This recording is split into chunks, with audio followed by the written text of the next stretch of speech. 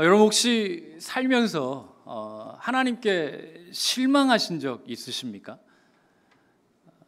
그런데 설사 우리가 그런 적이 있다 할지라도 우리가 하나님께 실망했습니다 라고 말하면 왠지 마음 한켠에 불경건한 것 같고, 그렇게 대놓고 말했다가는 하나님이 요놈 봐라 하고서 왠지 벌하실 것 같은 그런 마음이 들어서 우리가 대놓고 하나님 앞에 실망했습니다 라고 말은 못하지만 사실 살면서 적잖이 하나님께 실망한 그런 경험들이 아마 다 있으시리라 생각을 합니다.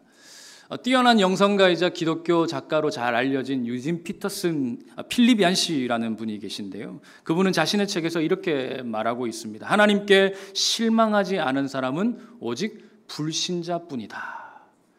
저는 참 이 말이 동의가 되더라고요. 왜냐하면 여러분, 믿지 않는 사람들은 하나님의 존재를 인정하지 아니하고 하나님을 믿지 않는데 하나님께 실망할 리가 없지요. 그분의 존재 자체를 인정하지 않는데 어떻게 하나님께 실망할 수 있겠습니까? 그런데 우리는 다르지 않습니까? 우리는 하나님을 향한 믿음이 있고 또 하나님을 향한 신뢰가 있는데, 하나님을 믿을 때 하나님이 내 생각대로 해주지 않는 거예요. 나의 기대는 이러한데 하나님이 내가 원하는 바대로 일을 이루어주지 않으면 우리는 그때마다 여지없이 실망하는 것을 우리가 경험하게 되는 것입니다. 여러분, 오늘 본문을 보니까요, 출애굽한 이스라엘 백성들의 상황이 꼭 그랬습니다. 처음 하나님께서 이스라엘 백성들을 애굽에서 이제 종살이에서 해방시켜 주셨을 때 이스라엘 백성들은요, 마침내 자유를 얻었구나라는 그 기쁨에 어찌할 바를 몰랐습니다. 그런데 그 기쁨도 잠시였습니다. 하나님의 인도하심이 그들의 기대와 달랐기 때문에 그들은 곧바로 하나님께 실망하기 시작했습니다. 여러분, 오늘 본문 17절 말씀입니다. 우리 같이 한번 읽겠습니다. 시작. 바로가 백성을 보낸 후에 블레셋 사람의 땅의 길은 가까울지라도 하나님이 그들을 그 길로 인도하지 아니하셨으니 이는 하나님이 말씀하시기를 이 백성이 전쟁을 하게 되면 마음을 돌이켜 애굽으로 돌아갈까 하셨음이라. 여러분, 지도를 한번 보시겠습니까? 지도를 보시면 그 당시에 이제 이스라엘 백성들이 출애굽을 할 때에 그 이집트에서 가나안으로 가는 최단 거리의 길은 어디냐면 소위 블레셋 사람의 땅의 길이라 하는 이 해안길입니다. 이 당시에 이 길은 어떤 길이었느냐 하면 지중해 가까운 곳에 나 있었기 때문에 당시에는 무역로로도 사용되어졌고 주요 군사도로로 사용되어질 정도로, 여러분, 수천 년 전에 군사도로로 사용되어질 정도는 이 길이 얼마나 잘 닦여 있었겠습니까? 물론 오늘날처럼 이렇게 아스팔트가 깔려있는 그런 길은 당연히 아니었겠지만 그리하여도 무역로로 사용되고 군사도로로 사용될 정도니 이 길은 아주 좋고 편한 길이었을 것이 분명합니다. 그래서 이집트에서 가나안 길을 갈 때에 보통 장정의 걸음으로 이 길을 빨리 가면 4에서 한 5일 정도면 충분히 갈 수 있었다라고 합니다. 그리고 넉넉 잡아 쉬엄쉬엄 가도 10하루면 충분히 갈 수 있는 길이 바로 이 블레셋 사람의 땅의 길이었다라는 거죠. 그러니 여러분, 이 길은 결코 먼 거리가 아니지 않습니까? 430년이나 종살이를 했으니 여러분, 그 기간을 생각하면 4일이면 어떻고 10하루면 또 어떻습니까? 그렇게라도 갈 수 있다라는 것 그 자체가 이미 감사한 일 아니겠습니까? 그래서 그 당시에 이 길은요, 워낙에 잘 알려진 길이었기 때문에 이스라엘 백성들도 아마 출애굽을 하게 되면 우리도 이 길을 통해서 가나안을 가지 않을까, 그렇게 생각했을 가능성이 있습니다. 이제 그림을 내려주셔도 되고요. 그런데 당시 문제가 뭐냐 하면 17절을 다시 한번 보십시오. 중반부에 뭐라고 말씀하고 있어요? 하나님이 그들을 그 길로 인도하지 아니하셨다라고 말합니다. 그렇다면 여러분, 하나님께서 도대체 그들을 어느 길로 인도하셨느냐? 여러분, 18절 말씀 한번 보세요. 그러므로 하나님이 홍해의 광야길로 돌려 백성을 인도하심에 이스라엘 자손이 애굽 땅에서 대열을 지어 나올 때에. 여러분, 하나님께서 이스라엘 백성들을 어느 길로 인도하셨어요? 홍해의 광야길로 인도하셨습니다. 그러니 여러분, 여기서부터 충돌이 발생하죠. 이스라엘 백성들이 기대했던 그 길과 하나님께서 실제로 그들을 인도하셨던 그 길이 달랐다라는 거예요. 그런데 17절 후반부를 보면 하나님께서 그들을 왜 좋고 편안한 그 블레셋 사람의 땅의 길이 아니라 홍해의 광야길로 인도하셨는지에 대한 그 분명한 이유가 나오는 것을 보게 되는데, 여러분 그 당시에 이스라엘 백성들은요 아직까지 아무런 준비가 되지 않은 상태였습니다. 여러분 430년 동안 종살이를 했으니 여러분 그들이 무슨 준비가 되어 있었겠습니까? 그들은요 뼛속까지 노예 근성에 뿌리 박혀 있는 사람들이 바로 이 이스라엘 백성들이었다라는 것입니다. 그러니 여러분 이런 이스라엘 백성들이 블레셋 사람의 땅의 길로 갔다가 막강한 블레셋 군사들을 만나면 어떻게 되겠습니까? 전쟁이라도 할라치면 어떻게 되겠어요? 곧바로 마음이 녹아가지고 내가 왜 이 길로 왔느냐, 우리를 죽이려고 이 길로 인도했느냐 하면서 곧장 마음을 돌이켜서 애굽으로 돌아가겠다, 그렇게 불평하지 않았겠습니까? 여러분 광야에서 우리가 그런 경우들을 얼마나 많이 봤습니까? 그래서 하나님께서는요 그들을 블레셋 사람의 땅의 길이 아니라 홍해의 광야길, 비록 멀고 돌아가는 길이긴 하지만 홍해의 광야길로 인도하셨다, 지금 그 말씀을 하고 있는 것이죠. 오히려 이스라엘 백성들을 위하여서 하나님께서 그렇게 하셨다 말씀하고 있는 거예요. 그렇습니다 여러분. 우리 하나님이 어떤 분이신데요?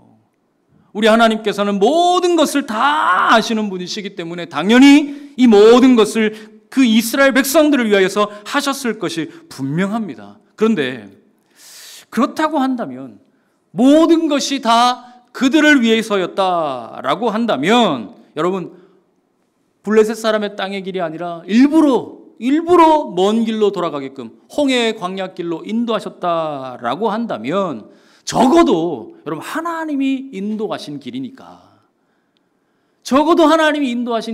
여러분 이 길은 어떤 길이어야 돼요?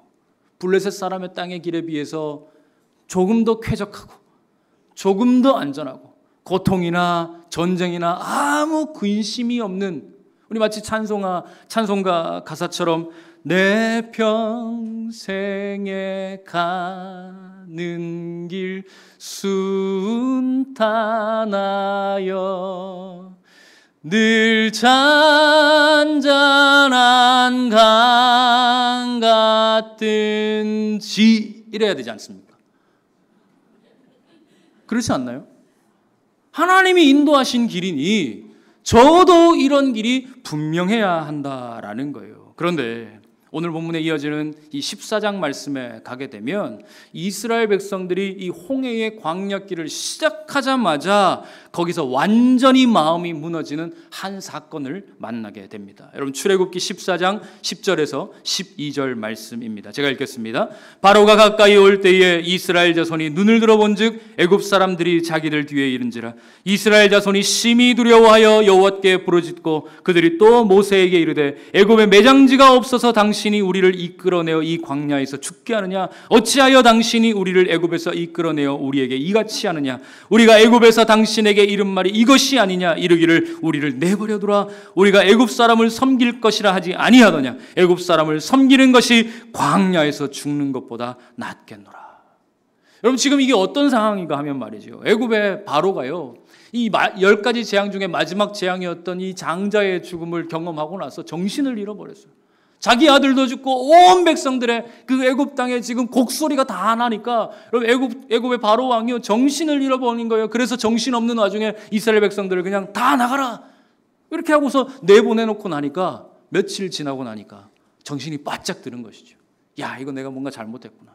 내가 이거 생각을 잘못해도 단단히 잘못했다. 그래서 정신을 차리고 나서 어떻게 하느냐? 애굽의 모든 군사들을 모으고 마병들을 모아서 지금 이스라엘 백성들을 뒤쫓게 하는 것입니다. 다 죽여버리겠다. 나를 이렇게 힘들게 하고 어렵게 만든 저 이스라엘 백성들 내가 끝까지 쫓아가서 저들 다 없애버리겠다. 그런 마음으로 지금 계속해서 쫓아오고 있는 거예요. 그러니 여러분 이스라엘 백성들이 지금 애굽의 막강한 군사력을 얼마나 잘 알고 있겠습니까? 그들을 죽이겠다고 뒤쫓아오고 있는 저 애굽의 그 군사들을 다 쳐다보니까 정말로 죽을 것 같은 거예요. 여러분, 아니 하나님께서 블레셋 사람의 땅의 길로 가면 전쟁 때문에 그들이 마음이 상할까 싶어서 오히려 홍해의 광야길로 돌렸다라고 말씀하셔놓고 정작 그 길로 왔더니 지금 어때요? 또 다른 전쟁 때문에 지금 죽을 징에 놓이게 된 것입니다. 그러니 여러분 이스라엘 백성들이 죽겠다고 소리치는 거, 여러분 이게 이상한 일입니까? 너무나 당연한 일이다라는 거예요. 다시 말해서 하나님 당신 때문에 우리는 실패했습니다. 하나님 당신 때문에 우리는 다 망하게 생겼습니다. 어떻게 우리한테 이럴 수 있습니까? 하나님 그래서 당신한테 실망했습니다. 오늘 본문이 지금 그것을 이야기하고 있는 거예요.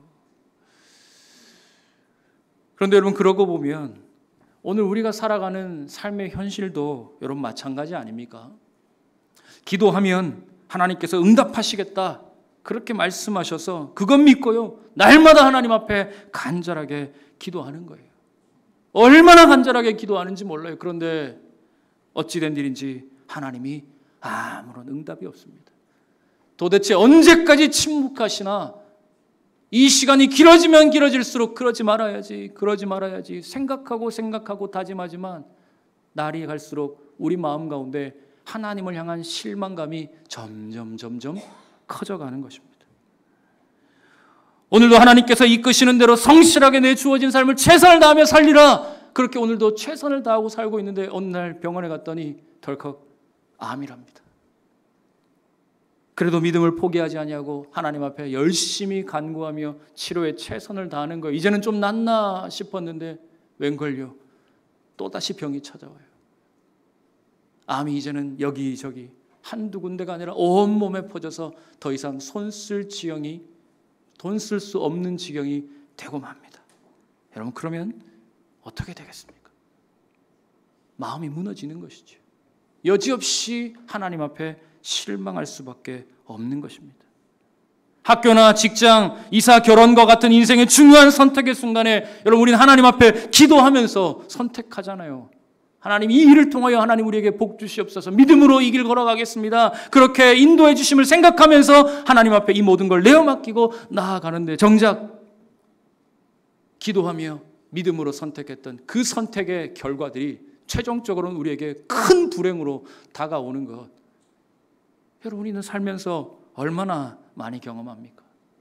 그러면 그때마다 우리는 여지없이 하나님 당신께 실망했습니다. 이렇게 말할 수밖에 없는 것입니다. 그런데 여러분, 우리 하나님께서 우리의 그 상황을 모르실까요? 우리 하나님께서 우리가 실망하고 있는 그 상황을 보지 않고 계실까요? 그렇지 않죠. 우리 하나님은 이미 다 알고 계시고 다 보고 계시고 다 듣고 계십니다. 여러분 오늘 우리가 그것을 어떻게 확신할 수 있느냐? 여러분 오늘 본문 19절 말씀 우리 같이 한번 읽어보겠습니다. 시작. 모세가 요셉의 유고를 가졌으니 이는 요셉이 이스라엘 자손으로 단단히 맹세하게 하여 이르기를 하나님이 반드시 너희를 찾아오시리니 너희는 내 유고를 여기서 가지고 나가라 하였음이더라. 여러분 방금 읽은 이 구절은요 창세기 50장 25절에서 요셉이 자기 자손들에게 이제 죽기 전에 너희들은 이렇게 해야 한다라고 했던 그 말과 지금 똑같은 말입니다. 그런데 여러분 이게 무슨 말이냐면 430년 전에 하나님께서는 이미 요셉을 통하여서 내가 저 이스라엘 백성들을 출애굽하겠다라고 이미 약속해 놓으셨다라는 것입니다. 그래서 이제 오늘 430년이 지난 이 시점에 여러분 어떻게 됐습니까? 실제로 그 하나님의 말씀이 그대로 이루어지고 있는 것이지요. 여러분 이해가 되십니까? 그런데 여러분 지난 430년 동안 이스라엘 백성들은 어때요? 하나님이 약속을 해놓고 언제 이 약속이 이루어지나 기다리고 또 기다렸지만 하나님께서 내 생각대로 내 방법대로 내가 정한 생각 그 기한에 하나님께서 일을 이루어주지 않으시니까 하나님이 우리를 버리셨나 보다. 하나님의 약속은 이제 다 틀렸나 보다. 그렇게 생각한 시간이 사실은 또 430년이었다라는 것입니다. 그런데 오늘 19절 말씀을 통하여 하나님 분명히 말씀하는 거예요. 아니라는 것이지요. 내가 너희들을 버리지 않았다라고 하나님 분명히 지금 말씀하고 있는 것입니다. 비록 더디게 보일지라도 하나님의 뜻은 반드시 이루어진다. 할렐루야. 오늘 이 말씀이 우리에게 그것을 가르쳐 주고 있는 것입니다. 여러분 430년이라는 그 물리적 시간에 우리가 강조점을 두시면 안 돼요. 아무리 오랜 시간이라 할지라도 그 어떤 오랜 시간이라 할지라도 하나님의 약속은요 사라지지 않습니다. 할렐루야. 여러분 이것을 믿으시길 바랍니다. 오늘 이 이스라엘 백성들에게 430년이 지나서라도 하나님께서 그 약속을 이루어 주셨던 것처럼 오늘 하나님은 우리의 삶 가운데도 동일하게 찾아오셔서 하나님의 약속을 이루어 주실 줄 믿습니다. 그렇습니다, 여러분. 당장에는요 모든 일이 내 생각대로 내가 원하는 대로 되지 않아서 그게 실패한 것처럼 보일 수 있어요. 그래서 하나님께 실망할 수 있습니다. 하지만 여러분 오늘 내 눈에 보이는 그 삶의 현실에 여러분 함몰되지 마십시오. 나의 시선을 거기에 빼앗기지 마시라는 말씀입니다. 여러분 로마서 8장 28절 보면 이렇게 말씀하고 있어요. 우리 같이 한번 읽겠습니다. 우리가 알거니와 하나님을 사랑하는 자 곧 그의 뜻대로 부르심을 입은 자들에게는 모든 것이 합력하여 선을 이루느니라. 아멘. 사랑하는 성도 여러분, 우리 하나님께서는 모든 것을 합력하여 선을 이루십니다. 그러니 하나님께는요 우리의 실패가 문제가 되지 않는 거예요. 지금 당장에는 내가 실패한 것처럼 보일지라도 하나님께서는 그 실패까지도 사용하셔서 어떻게 하신다고요? 우리에게 가장 좋은 것으로, 하나님이 생각하시는 가장 좋은 것으로 우리에게 주시겠다 말씀하고 있는 것입니다. 할렐루야. 그러므로 여러분 오늘 우리는 하나님을 믿고 나아가야 합니다. 당장에 내 뜻대로 되지 않아서 실망할 일이 가득하다 할지라도 여러분 끝까지 포기하지 마시고 오늘도 우리와 함께 하시는 그 하나님을 믿는 믿음으로 하나님께 나아가는 저와 여러분 될 수 있기를 간절히 소망합니다. 여러분 계속해서 우리 20절 말씀 우리 같이 한번 읽겠습니다. 시작.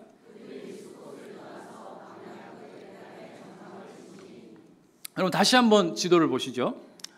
두 번째 지도를 보시면 이건 이제 이스라엘 백성들이 40년 동안 걸었던 그 광야의 여정을 이렇게 나타내고 있는데, 원래 이스라엘 백성들은요 고센이라는 곳에 있었습니다. 왼쪽 제일 상단에 보시면 고센이 있죠. 지금도 있는 그 나일강 삼각주, 나일강 하루에 보면 그 고센이라는 곳. 원래 이스라엘 백성들은 양을 치고 짐승을 치는 자들이었기 때문에 거기에서 이제 거류를 했어요. 거기에서 이제 출발을 해서 도착한 곳, 처음 진을 친 곳이 어디냐면 숫곳이라는 곳입니다. 우릿간이라는 뜻을 가진 그 숫곳이에요. 그리고 그 숫곳을 떠나서 오늘 우리가 함께 20절을 보면 숫곳을 떠나 어디에서 또 진을 칩니까?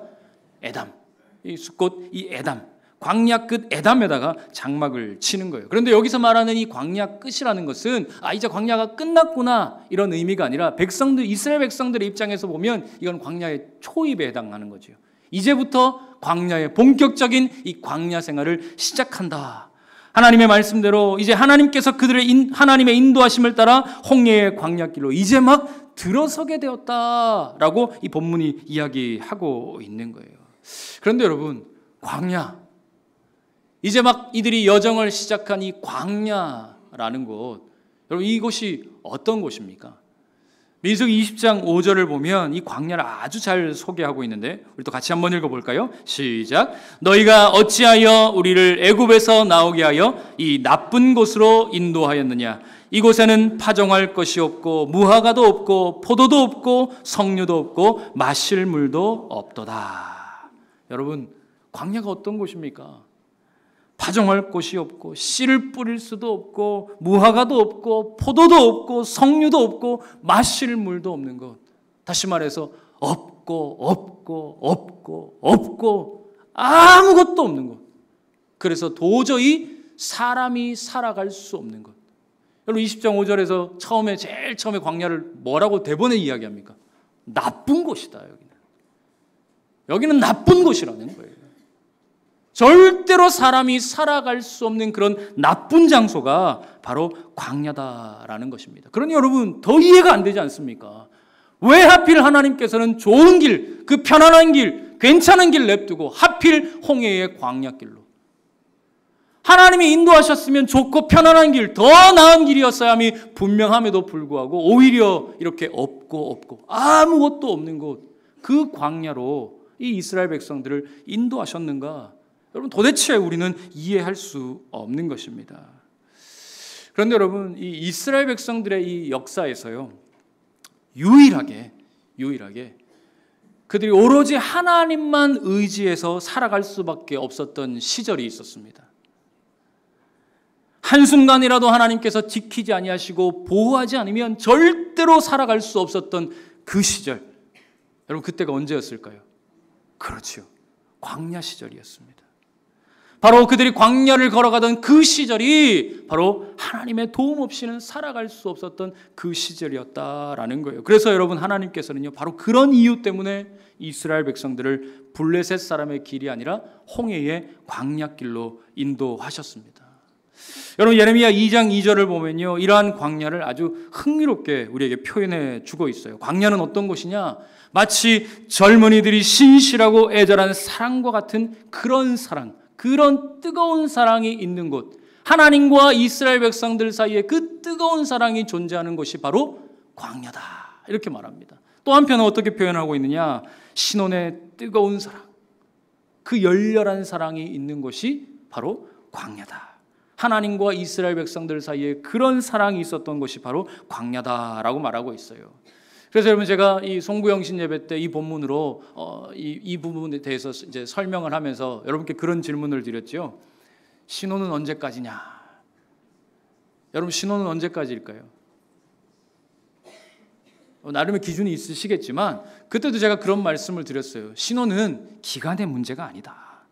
오랜 세월을 같이 살았더라도 그래도 함께 있음이 좋다면 여러분 그것은 언제까지나 신혼입니다. 여러분 예전에 혹시 니마 그 강을 건너지 마오라고 했던 그 다큐멘터리 같은 그 영화가 있었는데 혹시 기억나십니까? 사진 한번 보여주세요.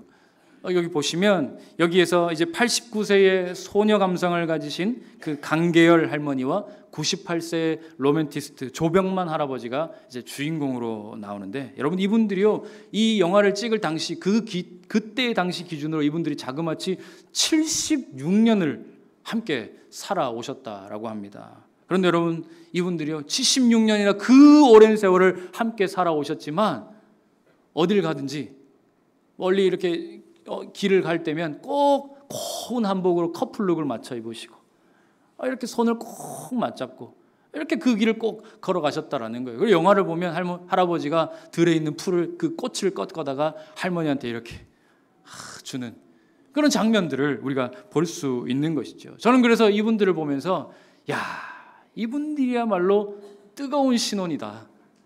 아무리 오랜 세월을 함께 살았어도 이분들은 정말로 뜨거운 신혼이다 그런 생각을 했습니다. 오늘 보니까 부부간에 이렇게 앉으신 분들이 몇몇 분이 계신데 한번 보십시오.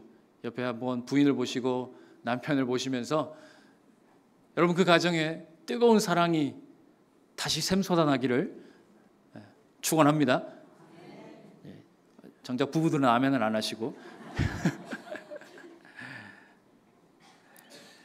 그런데 여러분 광야가 이렇게 뜨거운 사랑이 있는 곳이라 해서요 절대로 낭만적인 장소가 아닙니다. 왜냐하면 앞서도 말씀드렸던 것처럼 이 광야는요 아무것도 없는 것입니다. 이 광야는 굉장히 현실적이고 냉혹한 장소이기 때문입니다. 그래서 이스라엘 백성들이 광야길을 걷는 동안 하나님이 주시는 만나를 먹어야만 살 수 있고 메추라기를 먹어야만 살 수 있고 하나님이 주시는 물을 마시지 않으면 단 한순간도 살아갈 수 없는 곳, 그래서 하나님의 기적이 아니면 절대로 살아남을 수 없는 곳, 바로 그곳이 광야였다라는 것입니다. 그런데 여러분 광야가 그런 곳이라고 한다면 한번 살아볼 만하지 않겠어요? 날마다 하나님의 기적을 경험하며 살아갈 수 있으니 여러분 그건 그것대로 얼마나 우리에게 감사한 일입니까? 아침에 눈을 딱 떴는데 방문을 딱 열고 나가면 우리 거실 바닥에 만나가 쫙 뿌려져 있어요. 그러면 그 새하얀 만나 싹 걷어다가 아침밥 지어가지고 같이 딱 먹는 거예요. 그러다 목마르면 마당에 나가가지고 바위를 팍 치면 거기서 물이 팍 쏟아 나오는 거예요. 할렐루야. 그리고 다 고기가 먹고 싶어요. 하나님 고기 먹고 싶어요. 그러면 하나님이 막 바람 불어가지고 메추라기 확 보내면 옥상에 쫙 뿌려놓으면 옥상에 올라가가지고 메추라기 걷어다가 털 뽑아서 메추라기 고기 해먹고 좋겠지요? 여러분 어떠세요?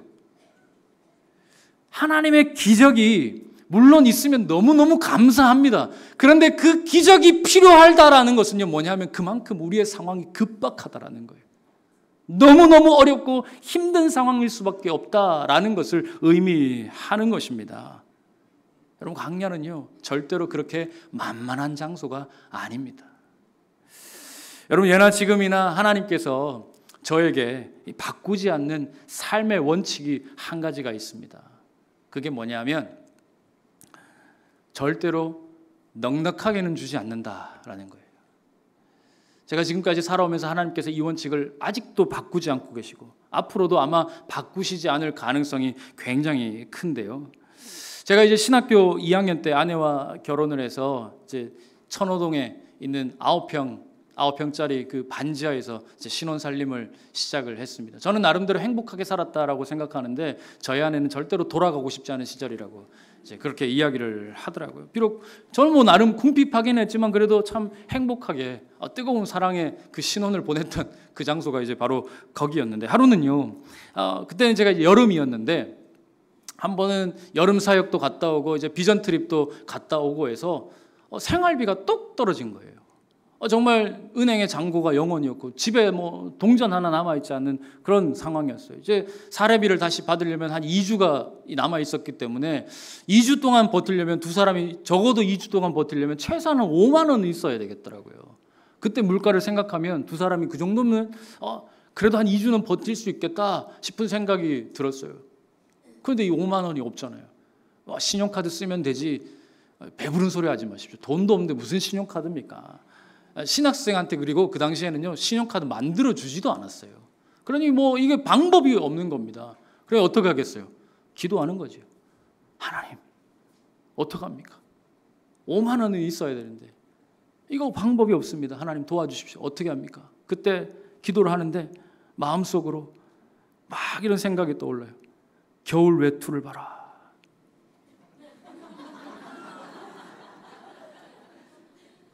겨울 외투를 봐라. 그래서 장롱 안에 있던 겨울 외투 주머니를 막 뒤졌는데 할렐루야. 어떻게 됐을까요? 5만 원은 아니고 5만 원에 가까운. 할렐루야. 얼마나 감사한지 모릅니다. 그렇게 2주를 살았어요.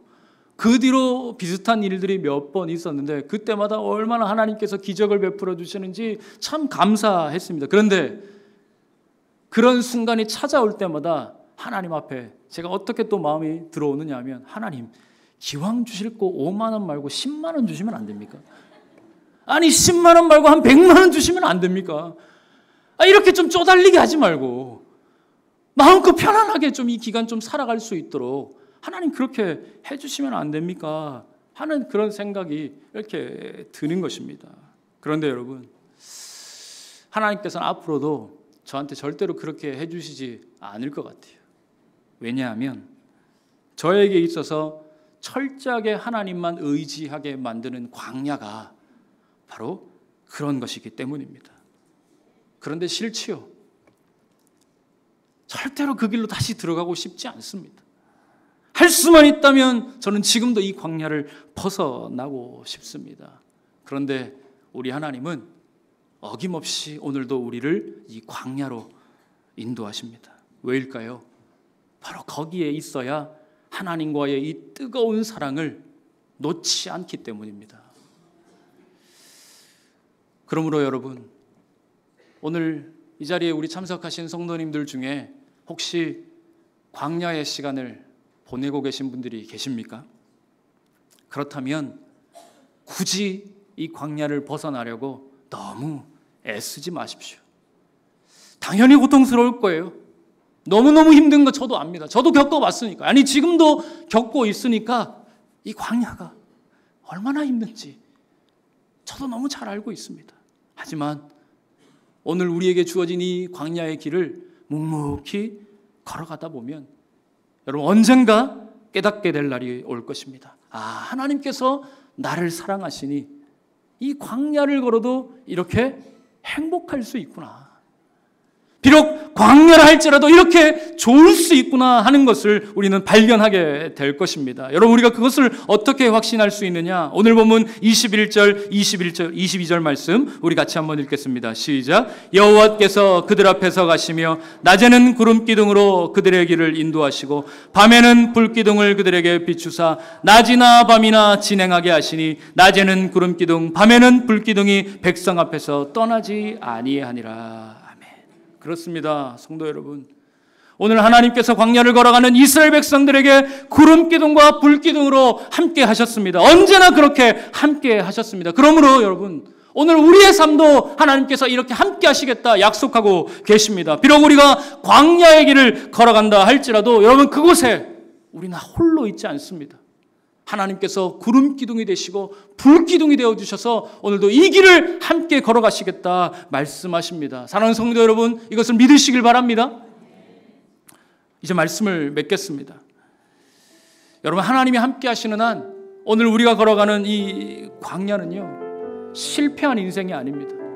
겉으로 보기에는 분명히 실패한 것처럼 보여요. 그러나 비록 광야와 같은 인생이랄지라도 하나님께서 거기에 우리와 함께 하시며 우리를 떠나시지 않기 때문에 여러분, 오늘 우리의 인생은 절대로 실패한 인생이 아닙니다. 그러니 여러분, 오늘도 하나님과 함께 여러분의 주어진 그 광야를 걷고 더 걸으십시오. 끝까지 포기하지 마시고 여러분의 그 광야를 걷고 또 걸으십시오. 그렇게 걷다 보면 하나님께서 약속하신 그 가나안 땅, 우리는 지금 당장은 알 수 없지만 하나님께서 약속하신 그 가나안 땅이 우리 앞에 기다리고 있음을 믿으시길 바랍니다.